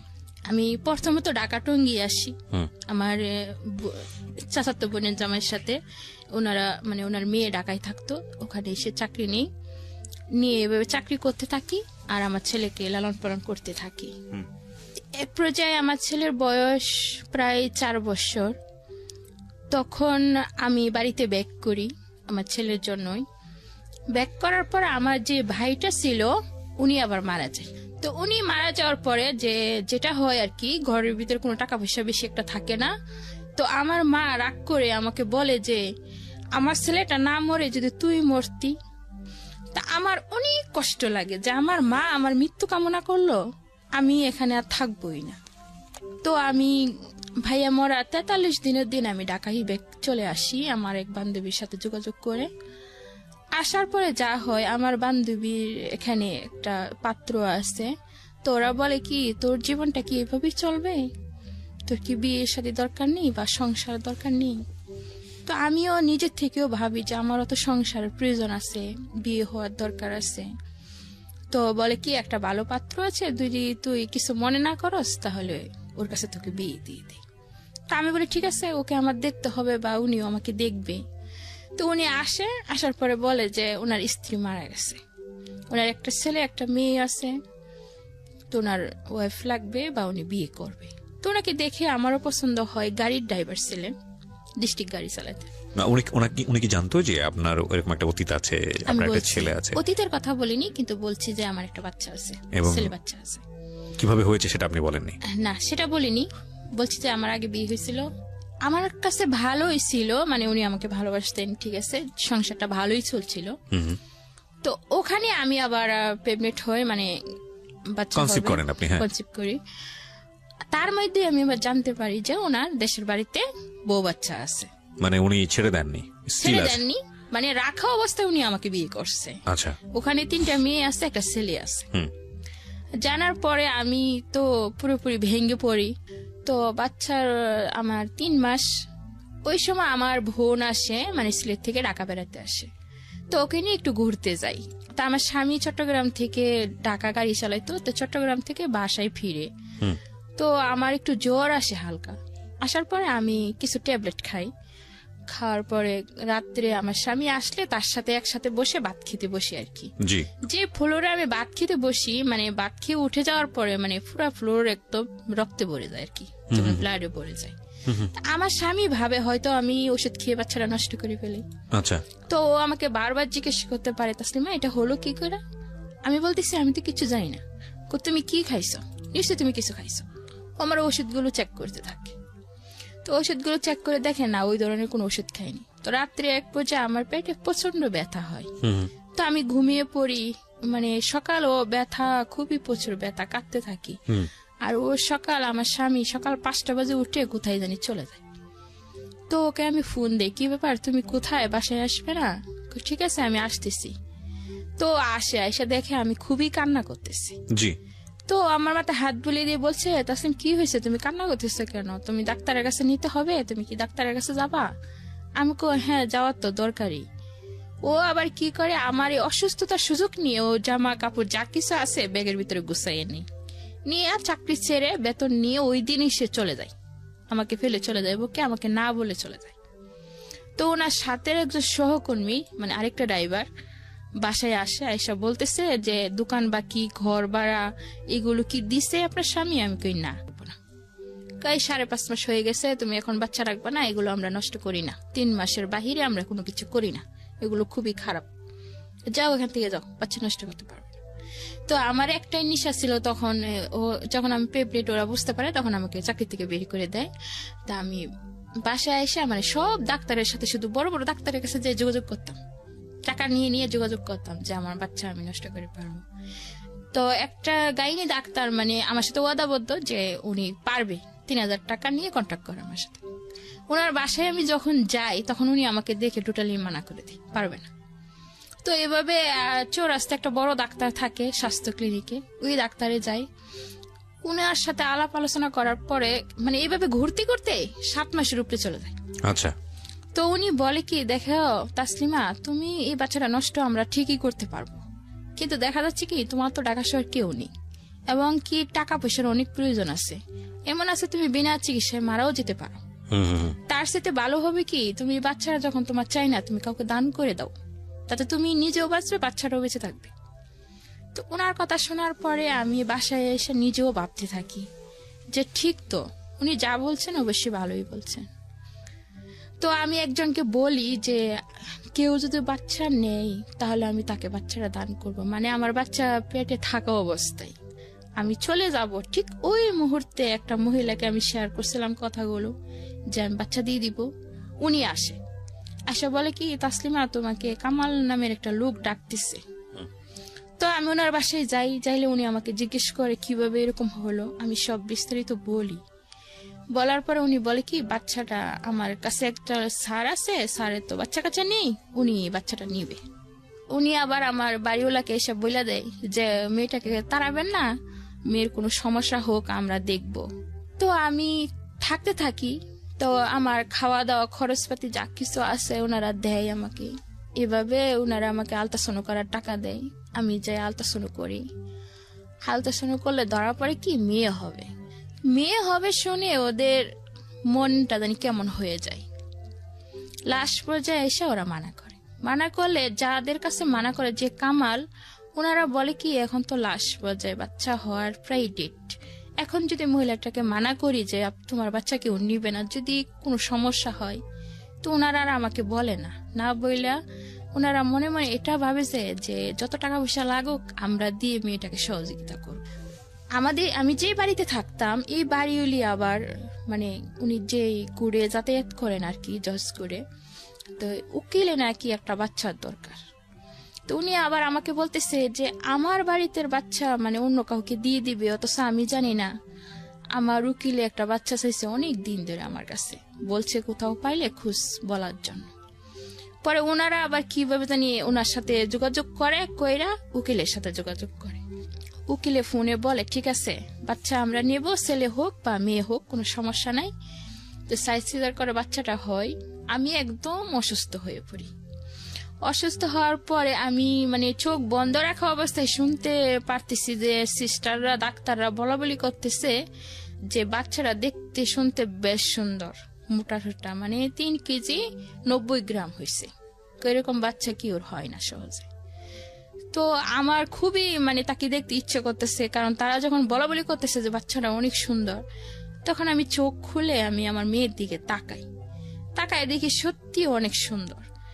এখন আমার চোখের পানি আসছে জোরে জোরে পড়তে থাকে যে এত কষ্ট আমি করলাম আর এই বাচ্চা তো আমি আজকে আরেকজনের হাতে তুলে দিব, কারণ আমি পেটে থাকতে ওয়াদাবদ্ধ তাদের কাছে যে আমি ওদিকে বাচ্চা দিয়ে দিব।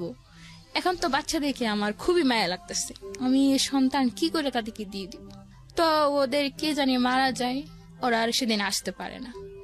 তো বাচ্চা নিয়ে বিকালে আমরা বাড়িতে ব্যাক করি।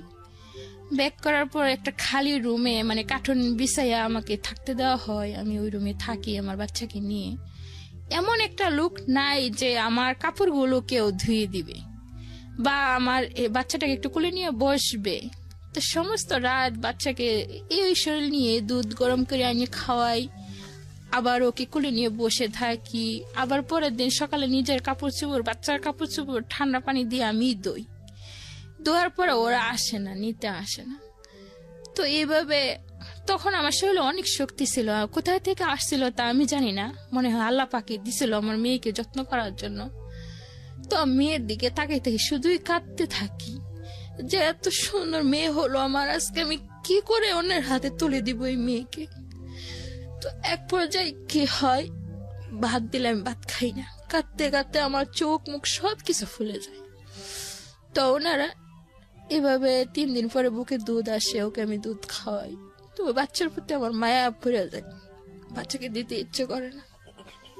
তো শনিবারে যখন ওরা আসবে বলছে 7 দিনের দিন যে আসতেছে, আমার মনে হচ্ছিল যে আমি যদি এখন পালাইতে পারতাম এখান থেকে, পালিয়ে আমার মেয়েকে নিয়ে এমন কোথাও চলে যেতাম যেখানে গেলে কেউ খুঁজে পাবে না, তাই করা উচিত ছিল। এদিকে 3 দিন পরে আমি আবার স্বামীকেও ফোন দেই যে তোমার একটা মেয়ে হয়েছে। ওর কান্না পর্যন্ত শোনাই, তবুও তার কোনো বিশ্বাস হলো না।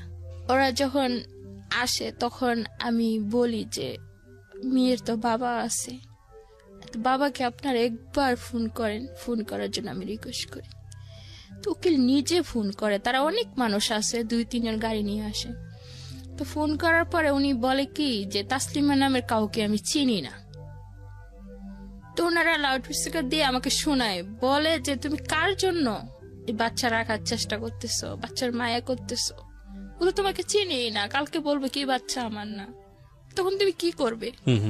তখন বিবেচনা করে দেখলাম এই বাচ্চা আমি লালন পালনও করতে পারবো না, বা অসুস্থ শরীর নিয়ে ওকে নিয়ে যেখানেই যাই, বাচ্চা দেখতে যখন ভালো হয়েছে, সুন্দর হয়েছে, হয়তো অসুস্থ হয়ে আমি পড়বো, তখন যে কোনো কেউ আমার কাছ থেকে বাচ্চাটা কেড়ে নেবে।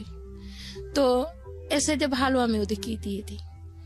তো ওনাদের হাতে তুলে দিই। যেই মহিলাটা আমার বাচ্চাকে নিতে আসে, আবার ওনার একটা জিনিস আমার খুবই ভালো লাগে যে উনি আসার পরই আমার মেয়ের কাছে চলে আসে। আমার সাথে একটু বয়স বেশি হবে, ওনাদের বাচ্চা কাচ্চা কিচ্ছু হয় না, ওনারা ভালোই প্রভাবশালী। তো ওনার হাতে আমি আমার মেয়েকে তুলে দেই এবং ওয়াদা করাই যে আমি জন্ম দিয়েছি কিন্তু তাকে আমি লালন পালন করতে পারিনি, আপনার হাতে তুলে দিলাম, আপনি কোনোদিন আমার মেয়েকে কষ্ট দিবেন না। তো উনি আমার সাথে ওয়াদাবদ্ধ হয় যে হ্যাঁ বোন, আমি যতদিন বেঁচে থাকবো দুনিয়াতে আমি আপনার মেয়েকে অনেক ভালোভাবে মানুষ করব, কখনো কষ্ট দিব। উনি নিঃসন্তান ছিলেন? নিঃসন্তান ছিলেন। আচ্ছা, এবং উনি ছিলেন অনেক উকিলের মেয়ে, উকিলের বউ ছিলেন, এবং এটা কি কন্ডিশন ছিল যে আপনি কোনোদিন আর মেয়েকে দেখতে পাবেন না বা মেয়ের সামনে যাবেন না? না, এরকম কোনো কথা ছিল না। তাদের সাথে কথা ছিল যে আমি যখন চাইবো তখন আমার মেয়েকে আমি দেখতে পারবো। আচ্ছা, তারপরে আমি 10 দিনের দিন যখন আমার মেয়ে দিয়ে দেয়, সেদিন তো ওরা বিকালবেলা মেয়েকে নিয়ে চলে যায়, কিন্তু আমি খাওয়া দাওয়া টোটালি বন্ধ করে দিই, কাঁদতে থাকি, সমস্ত রাত আমি কাঁদতে থাকি। পরের দিন সকালে ওনারাই ফোন দেয়, দিয়ে আমার খোঁজ খবর নেই যে আমি কেমন আছি। অত্যন্ত ভালো, মানবিক। আমি এই জায়গাটা একটু পজ নিব, আমি মাফ করবেন, একটা কথা মনে পড়ে গেছে, সে কারণেই বলতে চাচ্ছি। আপনারা নিশ্চয়ই জানেন, আমি আগের যে রেডিওতে একটা প্রোগ্রাম করতাম, সেখানে একটা গল্প প্রচার হয়েছিল এরকম, যে পুরো গল্পের আমি বিস্তারিত বর্ণনায় যেতে চাই না, আমি বরং আমি বলতে চাই যে আসলে এই যে জীবন গল্পটা প্রচার হলো এবং প্রচার হওয়ার পর এটা আর্থিক সাহায্য বিষয়ক ছিল, আমরা কিছু অর্থ সেখান থেকে তুলে দিয়েছিলাম। এটা সম্ভবত বইমেলার সময়ের গল্প, এবং পরবর্তীতে ওই গল্পটা নিয়ে একটা চ্যানেল, টেলিভিশন চ্যানেল, খুব নামকরা চ্যানেল, ওটার উপর একটা নাটক বানিয়েছিলেন। তো সৌভাগ্যবশত নাটকে খুব বড় বড় স্টাররা ওখানে অভিনয় করেছিলেন, এবং এই নাটকটা আমার দেখার সুযোগ হয়েছিল। আমি কেন বলছি সেটা আমি একটু পরে বলি। তো আমার অদ্ভুত লেগেছিল যে জীবন গল্পটা যখন আমি শুনছিলাম, যিনি আসলে যার ঘটে গেছে জীবনের ঘটনাগুলো, মা আর মেয়ে দুজনে পাশাপাশি বসে থেকে গল্পটা বলছেন, সেই সময়ের গল্প, এবং একই সাথে ওই গল্পটা যখন প্রচার হচ্ছিল সেই সময়ের যে রিয়েল অনুভূতিটা, এবং গল্পটা যখন নাটক আকারে আসলো টেলিভিশনে বা যখন আমি দেখলাম, তখন ওই একই ফিলটা আর হচ্ছিল না। মানে মনে হচ্ছিল যে there is a lot of differences. এবং অদ্ভুত বিষয় হচ্ছে যে এই যে আসল যে অনুভূতিটা, সেটা কেন জানি আমার কাছে মনে হয় অনেক বড় বড় অভিনেতা কিংবা অনেক বড় পরিচালক হয়েও সেটা শেষ পর্যন্ত পর্দায় তুলে ধরা যায়নি। গল্পের এই মাঝখানে এসে এই ধরনের কথা বলার পিছনের একটা কারণটা হচ্ছে যে এই ভদ্রমহিলা যখন প্রথম সন্তানের গল্পটা তো আপনারা জানেনই, দ্বিতীয় সন্তান সেটা বৈধ ছিল, এবং যখন তিনি এটা তার যাকে কথা দিয়েছেন তার হাতে তুলে দিচ্ছেন, এখানে হয়তো কোনো একজন অভিনেত্রী অভিনয় করে বিষয়টাকে উপস্থাপন করতে পারবেন। কিন্তু আমার কেন জানি মনে হয় যে এই যে আপনি তার মুখ থেকে শুনলেন যার জীবনে ঘটনাটা ঘটে গেছে, সেখানে আপনি যে অনুভূতিটা পাচ্ছেন, এই অনুভূতিটা আমার মনে হয় না যে পৃথিবীর কোনো শিল্পকর্মে সেটা ধারণ করা সম্ভব। এবং এই জন্যই আমরা বলি যে জীবন অনেক বেশি নাটকের চেয়ে নাটকীয়। 10 দিন পরে আপনি বাচ্চাটাকে তুলে দিলেন, এবং ওই বাসার মধ্যে আপনি একাই থাকেন তখন, জি, এবং আপনাকে হেল্প করার মতো কেউ নাই। তো যে পরের দিন ওরা আপনাকে ফোন দিয়ে খোঁজ নিচ্ছিল যে আপনি সুস্থ আছেন কিনা, যে আমি কেমন আছি। তো খালাম্মা বলল যে ও তো ভালো নেই, ও তো খুবই কান্নাকাটি করতেছে বাচ্চার জন্য। তো ওনারা বললো ওকে পরিবেশ চেঞ্জ করতে হবে, জি, মানে ওনার আরেকটা বাচ্চা আছে, ওনাকে বাড়িতে পাঠিয়ে দিন, তো ওই বাচ্চাটাকে কাছে পেলে হয়তো এই বাচ্চাটার কথা ভুলে যাবে, আর এই পরিবেশে থাকলে ওর বাচ্চাকে নিয়ে ও কোলে নিছে, ঘুম পাড়াইছে, তো ওর তো সবসময় মনে পড়বে। তো খালাম্মা আমাকে অনেক রিকোয়েস্ট করে, মা তুমি বাড়িতে চলে যাও। তো যখন ওনাদের হাতে টাকাটা দিয়ে যায় খালাম্মার হাতে, খালাম্মা আমাকে বলে না। যখন আমি বাড়িতে চলে যেতে চাই তখন ওই 10,000 টাকা আমাকে উনি দিয়ে দেয়। এখানে একটা বিষয় আসে, সেটা হচ্ছে 10,000 টাকার কোনো কন্ট্যাক্ট কি ওনার সঙ্গে আপনার হয়েছিল? কোনো কন্ট্যাক্ট ছিল না। এটা বলে ভালোবেসে দিয়েছেন। জিজ্ঞেস করছিল যে তাসলিমা তুমি কি বিনিময়ে কিছু চাও? আমি বলছি না, আমার সন্তানের বিনিময়ে কি নিব আমি আমার সন্তান আপনাদেরকে এমনিতে দান করলাম। তো ওই 10,000 টাকা ওনারা খুশি হয়ে আমাকে দিয়ে গেছিল। সন্তানের বয়স কত এখন? আমার মেয়ের বয়স এখন ওই অক্টোবর মাসের 2 তারিখে 2 বছর পূর্ণ হয়েছে। এই অক্টোবর মাসের 2 তারিখে 2 বছর পূর্ণ হয়েছে। ওকে, বলুন। তারপরে আমি তো বাড়িতে চলে যাই।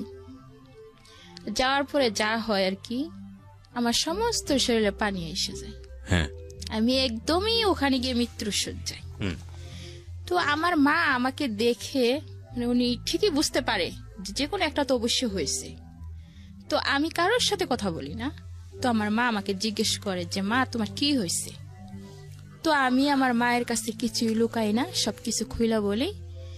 বলার পরে আমার মাও কাঁদতে থাকে যে তুমি এত কষ্ট করলা, কেন আমাদেরকে শেয়ার করলা না, কেন একবার বললা না? তোমার মেয়ে তুমি অন্যের হাতে তুলে দিয়ে আসছো, তুমি বলতা বা বাড়িতে চলে আসতা।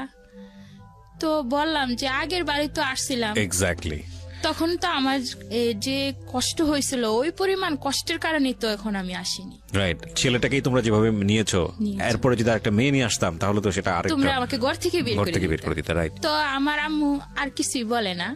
তখন আমার আম্মু বুঝতে পারে যে ও তো এমনিতেই কষ্ট পাইছে, যদি আমরা আরো কষ্ট বলতে থাকি তা আরো বেশি কষ্ট পাবে। হ্যাঁ, তো আমার আম্মু কি করে, আমাকে খুবই যত্ন করে তখন বাড়িতে গেলে।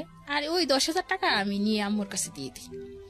আম্মু আমাকে গাইনি ডাক্তারের কাছে নিয়ে যায়, চিকিৎসা করাই, যা খাওয়াইতে বলে তাই খাওয়া, গরম পানি দিয়ে গোসল করাইতো। তো এইভাবে আমি মোটামুটি 1-1.5 মাসের ভিতরে মোটামুটি একটু সুস্থ হয়ে যাই। যাওয়ার পরেও আমার সেই ঘুরে ঘুরে আমার ওই মেয়ের কথাই মনে পড়ে। আমার ছেলে আমার কাছে আসতেছে, বুকের উপর মাথা রেখে বলতেছে, আম্মু তোমার কি হয়েছে, তুমি শুয়ে আছো কেন, উঠো, তুমি শুয়ে থাকলে আমার ভালো লাগে না। ও তো আর বুঝতেছে না যে আমি খুব কষ্টে আছি। ও এসে আমাকে জড়িয়ে ধরতেছে, আম্মু আমাকে কোলে নাও। আমি যে অসুস্থ সে তো বুঝতেছে না। তো এভাবে আমি ছেলের সাথেও বেশি একটা কথা বলতাম না, মানে 3 মাস টোটালি আমি কারোর সাথে কথা বলতাম না। তো আমার পাড়াপড়শিরা যারা আছে সবাই বলতো যে তুই আয়শা ঘরের ভিতরে শুয়ে থাকস কেন, আমাদের কাছে যাস না। আম্মা বলতো যে ওরে বিরক্ত করিস না, চলে যা। তো এইভাবে আমার মতো আমি থাকতে থাকি। 3 মাস পরে আমি ঢাকায় ব্যাক করি আমার মেয়ের টানে। অবশ্য আসার কোনো উদ্দেশ্য ছিল না। যখন আমি আমার মেয়েকে দেখার জন্য যাই, মানে জসকোরে যাই, সাদা ছিল। আপনি সাদা কাগজে সাইন করে দিয়েছিলেন? আমি সাদা কাগজে সাইন করে দিই, কোনো রকম শেয়ার ছিল না। ওকে। তো ওরা যখন দেখতে দিবে না, এক পর্যায়ে আমি জোরাজুরি করি, কেন দেখতে দিবেন না, ওই সময় তো এরকম কথা ছিল না। তো ওনারা বলে আমাদের নিয়ে নিছি যখন, সেটা দেখতে দেওয়া যাবে না, আপনি ভালো থাকেন, আপনার মতো আপনি থাকেন, আমার বাচ্চা আমি নিয়েছি, ওকে আমরা আমার মতো করে মানুষ করব, কিন্তু দেওয়া যাবে না, দেখা যাবে না। তো আমার খুবই কষ্ট লাগে সেই দিন, আমি খুব কাঁদতে থাকি ওখানে বসিয়ে, ওই মানে জজ করে বসিয়ে আমি কাঁদতে থাকি ওদের সামনে। একজন প্রফেসর আমাকে বলে যে মা, ত্যাগটা তো তুমিই করছো, এই ত্যাগটাও তোমাকে করতে হবে। আর তুমি তো মা, 10 মাস 10 দিন গর্ভে ধারণ করছো, তাকে জন্ম দিছ, 1 ফোঁটা হলো তারা তুমি বুকের দুধ খাওয়াইছো, তুমি মা থাকবা, ওরা যতই লালন পালন করুক, একদিন তোমাকেই মা বলে ডাকবে, তোমার কাছে ফিরবে।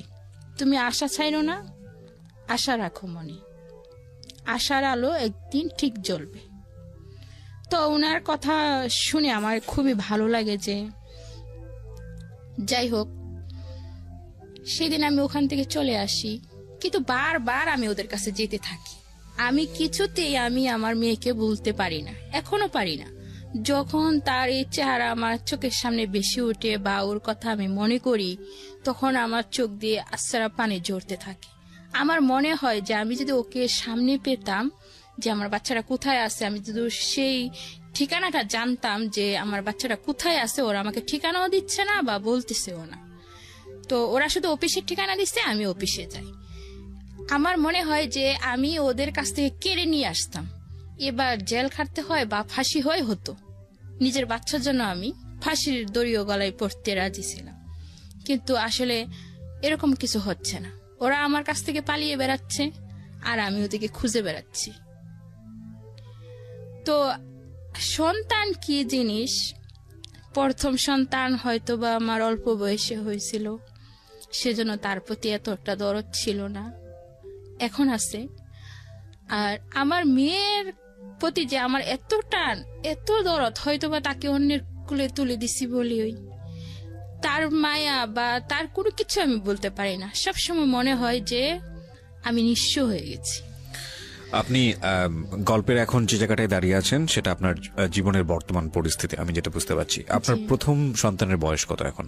আমার প্রথম সন্তানের বয়স ডিসেম্বর মাসের 13 তারিখে 8 বছর পূর্ণ হবে। 8 বছর পূর্ণ হবে। ওকে, পড়াশোনা করছে?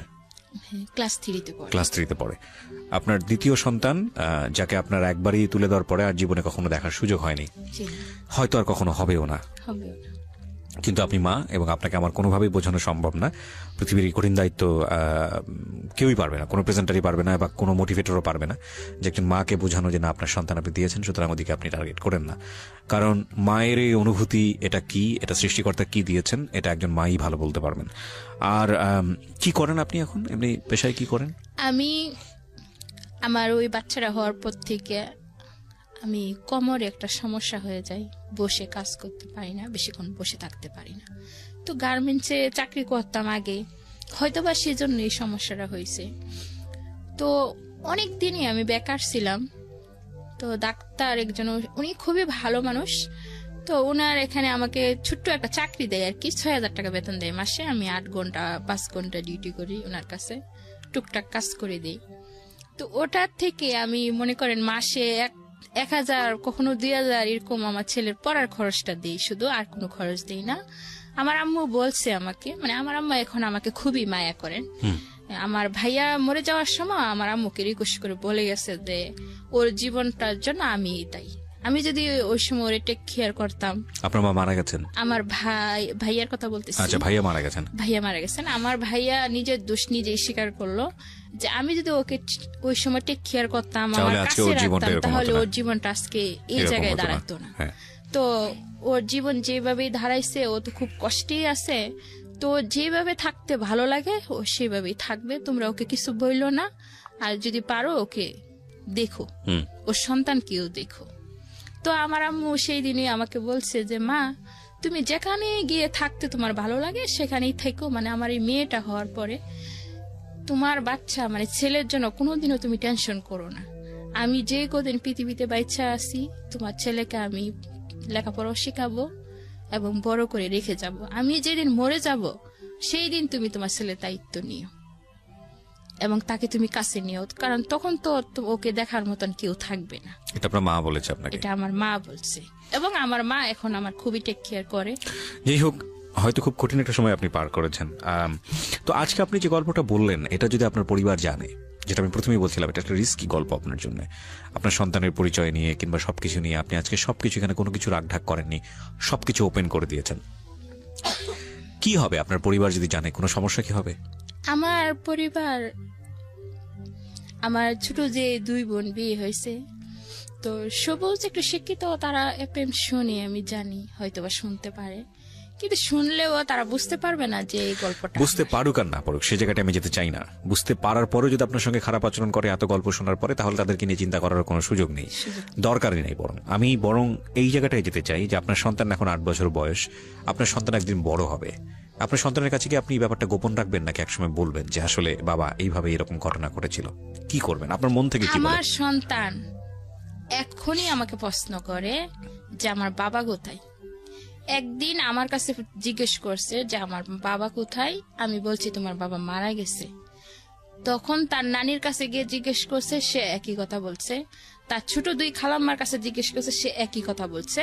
কিন্তু আমার ছোট একটা বোন আছে, ওর বাড়ি অনেকটা ডিফারেন্স আর কি। ওর কাছে জিজ্ঞেস করছে, ও বলছে তোমার বাবা আছে। তো ও আমার কাছে এইসব বলতেছে, আম্মু তুমি আমার সাথে মিথ্যে কথা বলছো, তুমি লুকাইছো।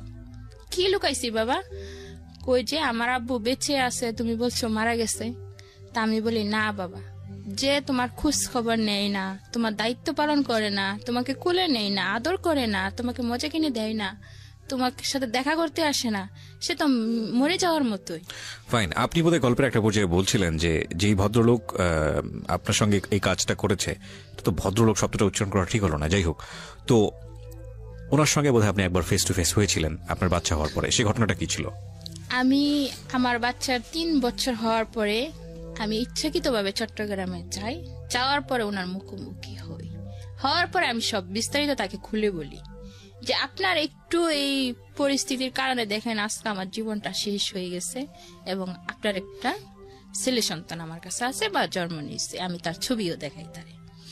দেখানোর পরে সে কি করে, তার ফোন নাম্বারটা আমাকে দেয় এবং কি বলে সে মাসে মাসে কিছু টাকা খরচ দিবে। কিন্তু এই পর্যন্ত খরচ তো দূরের কথা, সে একবার ফোন দিয়েও জিজ্ঞেস করেনি। কিন্তু পিতৃ অধিকার বলে তো একটা বিষয় আছে। একটা হচ্ছে যে খরচ তো অন্য বিষয়, কিন্তু আপনার সন্তান যেভাবে আপনাকে প্রশ্ন করছে, এই প্রশ্নের উত্তর আপনি ভবিষ্যতে কিভাবে ফেস করবেন? ভবিষ্যতে আমি এখনই চিন্তা করি যে আমার ছেলে আল্লাহ দিলে অনেক মেধাবী, সব দিক দিয়ে ভালো। তো ও এখনই বলে যে মা আমার আব্বু কোথায় আছে। না, আমি সেটা জানি, কিন্তু আপনি ফেস করবেন কিভাবে? আপনার সিদ্ধান্তটা কি? আমার সিদ্ধান্ত এটাই, আমার ছেলে যেদিন বড় হবে, এখন হয়তো সে ছোট আছে বুঝবে না, আর একটু বড় হবে, তখন আমি আমার ছেলেকে সবকিছু খুলে বলবো। খুলে বলার পরে সে যা সিদ্ধান্ত নিবে সেটাই আমার সিদ্ধান্ত। সেদিন যদি আপনার সিদ্ধান্ত, আপনার ছেলে সিদ্ধান্ত যদি এরকম হয় যে না তার মধ্যে একটা হীনমন্যতা কাজ করে, বা একটা এমন একটা সিদ্ধান্ত আসলো যেটা আপনি মানতে পারছেন না, তখন আপনি কি করবেন? এমন একটা সিদ্ধান্ত হতে পারে যে সে আপনার সঙ্গে থাকলো না, এমন একটা সিদ্ধান্ত হতে পারলো যে সে এমন হলো যে ঠিক আছে, আমার যেহেতু বাবারও পরিচয় নেই, আমি মারও পরিচয় দিব না, এরকম সিদ্ধান্ত তো আসতে পারে।